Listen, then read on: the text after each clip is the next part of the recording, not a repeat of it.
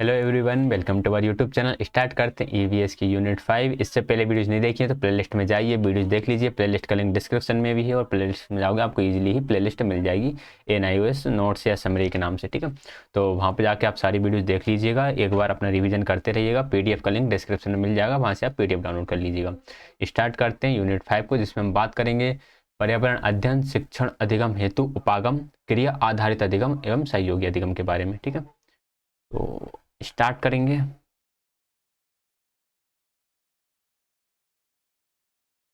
चलिए, क्रियाकलाप क्रिया आधारित उपागम की हम बात करते हैं। प्राथमिक स्तर पर पर्यावरण अध्ययन इसलिए रखा गया है ताकि सभी बच्चों में पर्यावरण की गुणवत्ता एवं प्राकृतिक संसाधनों के प्रबंधन हेतु सुग्राही एवं संवेदनशील लगाव का विकास हो सके। तो ये प्रारंभिक शिक्षा में पर्यावरण को रखने का एक रीजन हो जाता है कि हम पर्यावरण को रख क्यों रहे हैं, ताकि हर एक बच्चे में पर्यावरण के जो संसाधन है, जो रिसोर्सेस है, उनको मैनेजमेंट के लिए एक सेंसिटिविटी डेवलप हो जाए। यार हमें इनको किस तरह से यूज करना है, ठीक है। आगे बात करेंगे। आगे आता है पर्यावरण अध्ययन हेतु किस प्रकार की क्रियाएं। पर्यावरण अध्ययन हेतु हम किस किस प्रकार की क्रियाओं का आयोजन कर सकते हैं, एक्टिविटीज कर सकते हैं। पहला लिखा है एक शैक्षणिक क्रिया निम्न प्रकार की होनी चाहिए। किस किस प्रकार की हो सकती है? पर्यावरण अध्ययन के कम से कम अधिगम उद्देश्य की स्पष्टता से जुड़ी हुई हो। दूसरा, कि वास्तविक जीवन आधारित तथा बच्चों के लिए सुखद व आनंददायक हो, बच्चों के लिए सुरक्षित हो, उस एक्टिविटी में किसी तरह का खतरा नहीं होना चाहिए, पूरा होने में अधिक समय ना लगे, यानी एक्टिविटी कंप्लीट होने में ज़्यादा टाइम ना लगे। जो एक कालांश मिलता है टीचर को पढ़ाने के लिए, पीरियड मिलता है, उसी पीरियड में कंप्लीट हो जाना चाहिए। लंबी क्रिया को मध्यांतर देकर छोटे छोटे हिस्सों में बांटा जा सकता है। अगर एक्टिविटी लंबी है तो हम उसे 2 से 3 पार्ट्स में बांट सकते हैं, 2 से 3 तक भी उसे चला सकते हैं। बच्चों की आयु के अकॉर्डिंग होना चाहिए, ऐसी हो जो बच्चों में रुचि एवं जिज्ञासा जगाए, सार्थक सूचना का प्रदान करें तथा बच्चों को स्वयं निर्देशित अधिगम प्रक्रिया प्रदान करें। ठीक, जो क्रिया है वह ऐसी हो जो बच्चों में जिज्ञासा जमाए, उनकी क्यूरियोसिटी बढ़े, ठीक, और सही प्रकार की सूचना बच्चों को प्रदान करें। एंड बच्चों के अनुभवों पर केंद्रित हो और सही बच्चों को सम्मिलित करने वाली हो, मीन्स हर एक बच्चा उसमें इन्वॉल्व हो जाए। आगे क्रिया आधारित शिक्षण अधिगम का आयोजन करना। अब इसका आयोजन हम कैसे करेंगे? हाथ से काम करके सीखना तथा करके सीखना, या क्रिया आधारित अधिगम, ये सारी एक ही बात है। हाथ से काम करके सीखना, क्रिया आधारित अधिगम एक ही बात है।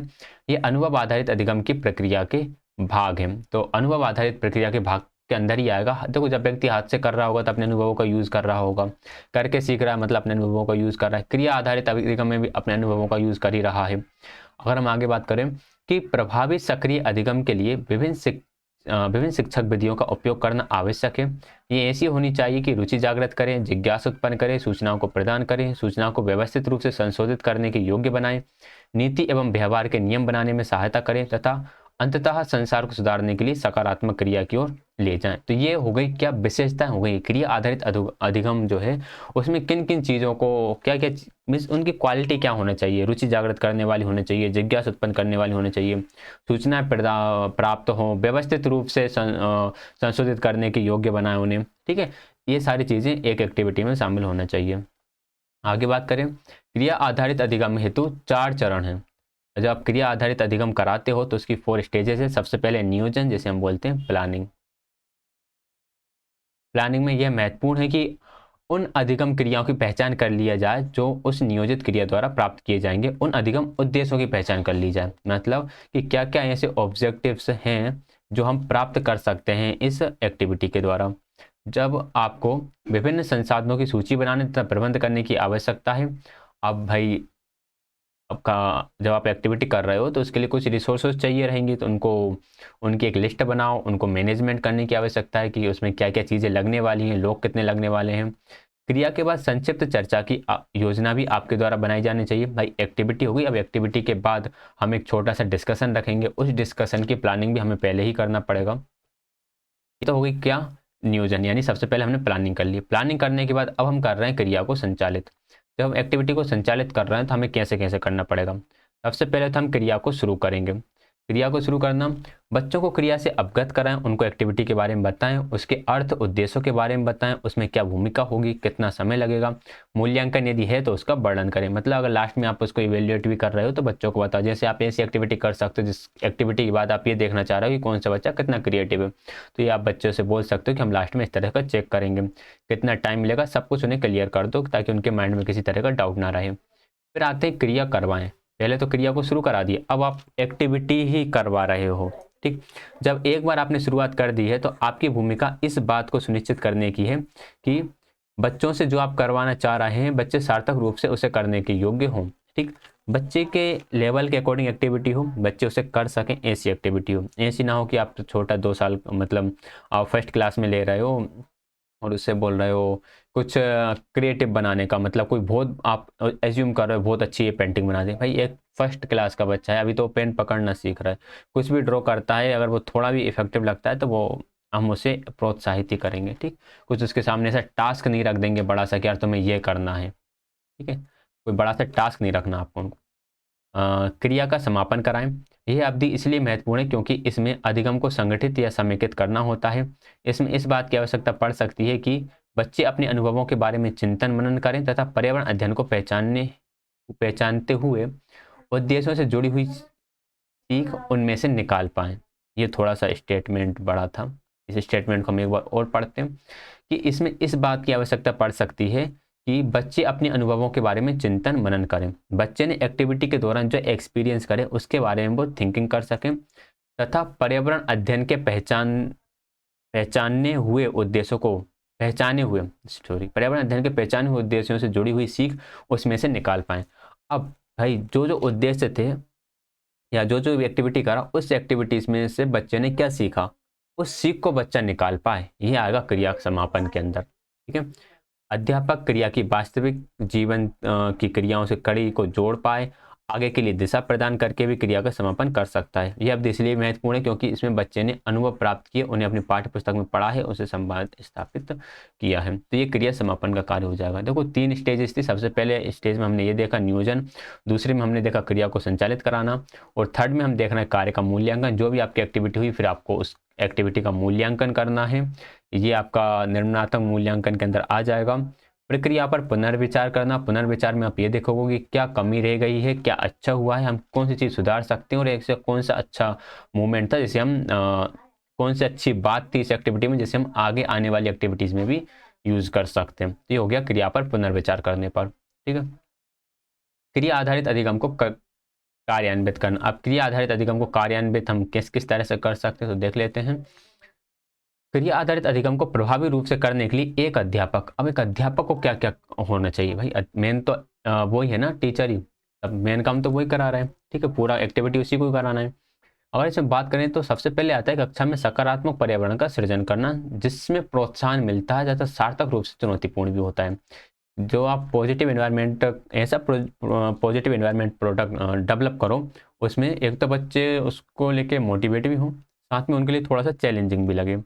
बच्चों को आपस में अंतःक्रिया का पर्याप्त अवसर दिया जाता है तथा इस बात के लिए बढ़ावा दिया जाता है कि अपने विकास एवं प्रगति का स्वयं ही ध्यान रखें। बच्चे अपनी एक्टिविटी का खुद ध्यान रखें। फिर आता है भली भांति तैयार की गई पाठ्य योजना तथा सारे संसाधन कक्षा के भीतर स्वयं होते हैं।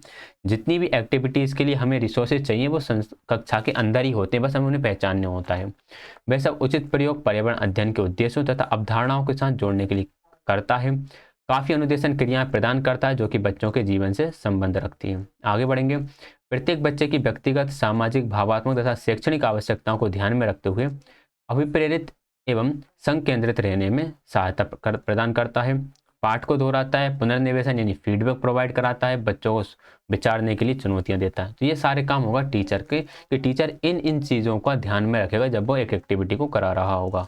ठीक, छानबीन में शारीरिक एवं मानसिक तथा बौद्धिक पक्ष शामिल होते हैं। ये इंपॉर्टेंट इसलिए है क्योंकि एग्जाम में आ सकता है कि छानबीन करते हैं जब बच्चा खोजबीन कर रहा होता है तो उसमें क्या क्या शामिल है। तो बच्चा शारीरिक रूप से, मानसिक रूप से और बौद्धिक रूप से, तीनों रूप से शामिल होता है। इस प्रकार अध्यापक बच्चे को शारीरिक एवं मानसिक दोनों पक्षों का प्रयोग करने का अवसर प्रदान करता है। तो जब बच्चा छानबीन करता है तब वो फिजिकली एंड मेंटली दोनों ही रूप से इन्वॉल्व होता है। ठीक, आगे बढ़ते हैं। क्रिया आधारित उपयोगों के अधिगम उपागमों के उपयोग। क्रिया आधारित अधिगम उपागम के उपयोग क्या क्या हो सकते हैं? चलो सबसे पहले हम बात करते हैं क्रिया आधारित अधिगम उपागम। पहला, क्रिया आधारित यदि आप अधिगम उपागम को यूज करते हो तो सबसे इंपॉर्टेंट ये है कि अमूर्त अवधारणाओं को प्रयोगात्मक अनुभव प्रदान करता है। जो अमूर्त चीजें हैं जो आपने कभी देखी नहीं है या फिर जिन्हें हम बच्चों के सामने प्रस्तुत नहीं कर सकते, आप उनका एक्सपीरियंस बच्चे को दे सकते हो, उनका अनुभव बच्चे को दे सकते हो। ठीक, विज्ञान, गणित इत्यादि के नियमों को बच्चों की परिचित परिस्थितियों से जोड़कर अच्छी समझ एवं संदर्भित करने में सहायता करते हैं। बहुज्ञानेंद्रिय एक्टिविटी में हमारी ज़्यादा से ज़्यादा सेंसेस इन्वॉल्व होती हैं, जिसमें देखना, छूना, चखना, हर तरह की चीज़ सेंस इन्वॉल्व रहेगी। कई प्रकार के शिक्षण अधिगम के तरीकों का सम्मिश्रण प्रयोग में लाया जाता है, यानी कि हम अलग अलग टीचिंग मेथड्स जो हैं उनका यूज़ कर रहे होते हैं। बच्चे के दृष्टिकोण से सीखने पर अधिक ध्यान केंद्रित किया जाता है, मतलब चाइल्ड सेंटर्ड होती है, ना कि टीचर सेंटर्ड। समस्याओं एवं समाधानों को ढूंढने की प्रक्रिया को बढ़ावा दिया जाता है, जिससे आत्मसम्मान का विकास होता है। ठीक है, इस प्रॉब्लम्स का सॉल्यूशन ढूंढने पे ज़्यादा बढ़ावा मिलेगा, ताकि बच्चों का जो सेल्फ कॉन्फिडेंस है, बच्चों का जो आत्मसम्मान, सेल्फ रिस्पेक्ट है, वो बढ़ती है। विषय वस्तु सीखने के अलावा कई जीवन कौशल भी सिखाए जाते हैं। जो लाइफ स्किल्स है वो काफ़ी सीखते हैं बच्चे। अब एक्टिविटी के दौरान हो सकता है ग्रुप में एक्टिविटी कर रहे हो तो ग्रुप को मैनेज करना, लीडरशिप एंड इमोशनल स्टेबिलिटी, जितनी भी चीज़ें हैं ये सारी चीज़ें बच्चा सीख रहा होता है। तो आगे बढ़ेंगे। अब ये एक एक्टिविटी यहाँ पर दी हुई है, आप चाहें तो ये एक्टिविटी पढ़ सकते हैं, बढ़िया एक्टिविटी है। सहयोगी अधिगम उपागम। अब हम सहयोगी अधिगम उपागम की बात करें तो यहाँ पर दो लोगों का नाम आता है, बरोडी तथा डेविडसन। बरोडी तथा डेविडसन के अनुसार सहयोगी अधिगम वह शिक्षा उपागम है जो पढ़ाने के अनेक तरीकों को जन्म देता है, जो सभी बच्चों को एक ही उद्देश्य की ओर समूह में काम करने, एक जैसी समस्या या कार्य करने बांटने की ओर लाता है, उस इस प्रकार से कि वे ऐसा व्यवहार करें जिससे परस्पर निर्भरता दिखती हो तथा प्रत्येक बच्चे की भागीदारी नजर आती हो। कुल मिलाकर इन्होंने यहाँ से सहयोगी अधिगम की विशेषता बता दी, क्या इसका डेफिनेशन टाइप की बता दी कि सहयोगी अधिगम में होता क्या है। सहयोगी अधिगम में हम सभी जानते ही हैं कि एक समूह में हम सभी लोग बैठे हुए होते हैं और काम कर रहे होते हैं, और हमारा और इसमें होता यह है कि पूरे समूह के लोग एक जैसा काम, मतलब एक ही काम पर काम कर रहे होते हैं। मीन्स एक ही प्रोजेक्ट पर हो सकता है काम कर रहे हो, तो काम को एक दूसरे के साथ बांटते हैं, उसमें एक दूसरे के ऊपर डिपेंडेंट होते हैं, एक दूसरे का साथ दे रहे होते हैं। ठीक, तो ये सारी चीज़ें इन्वॉल्व रहती हैं इसमें। जी जेकजब के अनुसार सहयोगी अधिगम समूह में काम करने के मूल्य को बढ़ावा देने वाली अवधारणा एवं तकनीक है। बिल्कुल ठीक, आगे बढ़ेंगे। सहयोगी अधिगम एवं पर्यावरण अध्ययन दोनों शिक्षकों को निम्नलिखित रूप से प्रोत्साहित कर सकती है। कैसे? कि एकल विषय या ग्रेड की सीमाओं से परे जाना, आप सब्जेक्ट से दूर जाकर सोच रहे होते हो, यानी कि सब्जेक्ट से हम बाहर जाकर सोच रहे होते हैं। मूल्य सिखाने की पारंपरिक आदर्श सोच के विकसित करने के लिए, बच्चों के सामाजिक संदर्भ समझने के लिए कि बच्चा किस तरह के सोशल कॉन्टेक्स्ट से बिलोंग करता है, यह समझने में हमें हेल्प करेगा अगर हम सहयोगी अधिगम का यूज करेंगे। तो ये समझने के लिए कि व्यक्तियों में अंतर होते हैं तथा विभिन्नताएं लोकतंत्र हेतु आवश्यक है। बच्चों के सहयोग की भावना को समझने में ये हेल्प करेगा कि बच्चों के अंदर सहयोग की भावना किस हिसाब से डेवलप हो रही है। छोटे अध्येताओं को सशक्त बनाने में, जो छोटे बच्चे हैं, छोटे लर्नर्स हैं, उनको एम्पावरमेंट करने के लिए, ठीक है, उनको सेल्फ डिपेंडेंट बनाने के लिए, उनको आत्मनिर्भर बनाने के लिए ये सारी चीज़ें जरूरी होंगी। ठीक, सहयोगी अधिगम के यहाँ पे कुछ उपयोग दिए हुए हैं, चाहे तो पढ़ सकते हैं, इतना इंपॉर्टेंट नहीं है, मीन्स अंडरस्टूड है। ऐसी चीज़ें हैं जो हमें समझ में आ ही जाती हैं नॉर्मली, इसलिए उसे हाईलाइटेड नहीं करा है। सफल होने के लिए बांटना, साझे प्रयासों को बाकी कक्षा के साथ बांटना तभी सभी सहयोगी अधिगम क्रियाओं का महत्वपूर्ण हिस्सा है। जो आपने कुछ क्या करे, प्रयास करें, उन प्रयास को आप कक्षा में जितने भी आपके ग्रुप में जितने भी सदस्य हैं उन सबके साथ आप बांट रहे हो, तो ये एक अधिगम क्रिया का हिस्सा ही होता है। इससे बच्चों को प्रोत्साहन मिलता है तथा वे साझे उत्तरों के लिए साझी जिम्मेदारी लेना सीख जाते हैं। मतलब कि हम मिलकर उत्तर निकालेंगे, मिलकर जिम्मेदारी लेंगे, ये सारी चीज़ें बच्चे सीख जाते हैं। इससे अधिगम का वह वातावरण तैयार होता है जिसमें सफलता तथा उपलब्धि पूरी कक्षा की होती, किसी एक व्यक्ति की नहीं। जब सब लोग मिलकर ही समस्या का लिए सॉल्यूशन कर रहे हैं, सभी लोग मिलकर ही प्रयास कर रहे हैं, मिलकर ही जिम्मेदारी ले रहे हैं, तो जो क्या बोलते हैं, जो उपलब्धि, जो अचीवमेंट करा, वो किसी एक बच्चे ने नहीं करा, वो पूरी क्लास का अचीवमेंट हुआ, पूरी क्लास ही वहाँ पर फर्स्ट है। ठीक, पर्यावरण अध्ययन की हर कक्षा के बाद 1 सप्ताह के लिए आप अपनी शिक्षण अधिगम के उपागम पर विचार करना चाहिए। अपनी पद्धति के बारे में संक्षिप्त टिप्पणी लिखें कि आपने जो पद्धति यूज़ करी उसके क्या फ़ायदे हुए, क्या नुकसान हुए, आपको उसमें किस तरह का सुधार चाहिए। तो एक छोटा-मोटा सा आप लिख सकते हो इसके लिए। सहयोगी अधिगम के लिए नियम। सहयोगी अधिगम के लिए कुछ नियम हैं, तो 3 नियम अति महत्वपूर्ण हैं इसके लिए और यहाँ से एग्जाम में क्वेश्चन बन चुका है। हालांकि इसके बारे में छोटा सा जब हमने cooperative learning and collaborative learning पढ़ा था, शायद 502 में पढ़ा था, वहाँ पर आया था, बट यहाँ पर ये दोबारा से आया हुआ है और DSSS में क्वेश्चन बनकर आया है। अब या तो वो इस वाले यूनिट से बना हो या फिर उस जो 502 वाली जो सब्जेक्ट था उससे बना हो, बट यहाँ से क्वेश्चन बना है। सकारात्मक रूप से एक दूसरे पर निर्भरता। सहयोगी अधिगम में जो बच्चे होते हैं वो सकारात्मक रूप से एक दूसरे पर डिपेंडेंट होते हैं। इसमें शामिल है कि समूह का एक साझा उद्देश्य हो, सभी के संसाधन साझे हो। मतलब साझा उद्देश्य, साझे संसाधन के मतलब कि सब एक दूसरे के साथ बांट रहे हो, एक का नहीं हो, सबका मिलकर हो। एक समूह की एक पहचान बनाई जाए। इसका जोर है सकारात्मक भावनाओं, मनोवृत्तियों पर, जो कि मदद करने, एक दूसरे को प्रोत्साहित करने के द्वारा नजर आए। तो सकारात्मक रूप से एक दूसरे पर निर्भरता में क्या क्या चीज़ें शामिल हो गई। पहले तो ये हो गई कि कोई भी चीज़ किसी एक व्यक्ति की ना हो, वो पूरे ग्रुप की हो। दूसरा, सकारात्मक भावनाओं, मनोवृत्तियों पर जोर हो, मदद करने के लिए बच्चे प्रोत्साहित हों। फिर इसमें आता है व्यक्तिगत जिम्मेदारी। ये बहुत महत्वपूर्ण है कि प्रत्येक बच्चे को कुछ ना कुछ काम दिया जाए तथा कुछ कार्य समूह के सभी सदस्य इकट्ठे करेंगे। ठीक है, जैसे आप कोई भी एक प्रोजेक्ट पे वर्क कर रहे हो तो आपके ग्रुप में अगर 6 लोग हैं तो 6 ही लोगों के पास कुछ ना कुछ वर्क होना चाहिए। हो सकता है 2-2 लोग मिलकर काम कर रहे हो, 3-3 लोग मिलकर एक ही काम कर रहे हो, या फिर सभी मिलकर एक काम कर रहे हो, लेकिन काम हर एक व्यक्ति कर रहा हो, कोई वहाँ पर फ्री ना हो। उदाहरण के तौर पर समूह के अलग सदस्यों के विभिन्न पदार्थ एकत्र करने के लिए कहा जा सकता है, जैसे कि कंकड़, पत्थर, गिरे हुए रबड़। मतलब आप उनसे बोल सकते हो यही चीज़ आप इकट्ठे करो, आप ये ले आओ, आप बोल ले आओ, इस तरह से। तो हर एक बच्चे की वहाँ पर जिम्मेदारी रहेगी। समान स्तर पर सहक्रियाएं हैं। समूह के सदस्यों के बीच समान स्तर पर सहक्रियाएं समूह के सहज कार्य हेतु आवश्यक है। ये एक सुसाध्य के रूप में आपका यह कार्य होगा कि आप देखेंगे कि शिक्षार्थी एक दूसरे के साथ सम्मानपूर्वक व्यवहार करें। तो ये काम रहेगा टीचर का, वो ये देखेगा कि जो एक्टिविटी चल रही है उस एक्टिविटी के दौरान सही बच्चे एक दूसरे के साथ सही तरह का व्यवहार कर रहे हैं या नहीं कर रहे हैं। पर्यावरण अध्ययन हेतु सहयोगी अधिगम के उपयोग ये वही है कि बच्चों में एक दूसरे के साथ बच्चों का सामाजिकरण अच्छा होगा, हेल्प लेने में मदद करेंगे, साथ में काम करने में करने की जो स्थिति है इसका विकास होगा, स्थिति को संभालना, लीडरशिप, ये सारी चीज़ें इन्वॉल्व डेवलप होंगी। पर्यावरण अध्ययन की कक्षा स्थानीय संदर्भ पर आधारित होती है, इसको आप ध्यान रखिए। स्थानीय संदर्भ पर आधारित होने का मतलब यह है कि स्थान से स्थान इसमें चीज़ें बदल जाती हैं। अगर कोई दिल्ली में बैठकर कोई बच्चा ईवीएस पढ़ रहा है तो वो कुछ चीज़ें अलग पढ़ रहा होगा। अगर कोई ईस्ट की साइड चले जाएँ, असम, अरुणाचल प्रदेश साइड चले जाएँ, तो वहाँ का बच्चा ईवीएस पढ़ रहा होगा तो थोड़ा अलग पढ़ेगा। साउथ की तरफ चले जाओगे तो वहाँ का बच्चा जब ईवीएस पढ़ रहा होगा तो कुछ चीज़ें अलग पढ़ रहा होगा, एक्टिविटीज़ कुछ अलग तरह की कर रहा होगा। तो पर्यावरण अध्ययन की कक्षा स्थानीय संदर्भ पर आधारित होती है, किस स्थान पर आप पर्यावरण अध्ययन की कक्षा लगा रहे हो। आगे बात करते हैं सहयोगी अधिगम के समक्ष चुनौतियां। सबसे बड़ी चुनौती यही है कि यार सभी बच्चों को एक साथ करना और उनको इन्वॉल्व करना, क्योंकि बच्चे बीच में लड़ भी जाते हैं, झगड़ जाते हैं, कोई ग्रुप से किसी बच्चे को भगा देता है, कोई ग्रुप किसी बच्चे को अपने ग्रुप में स्वीकार नहीं करता है।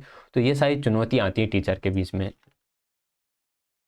सारांश यानी कि ये यूनिट हमारी कंप्लीट हो जाती है। इस यूनिट में कहीं पर भी डाउट हो तो उसके लिए आप कमेंट कर सकते हैं वीडियो ड्यूरेशन के साथ कि हमें इस वीडियो में इस पॉइंट पर रहा है डाउट, ये वाला पॉइंट नहीं आया समझ में।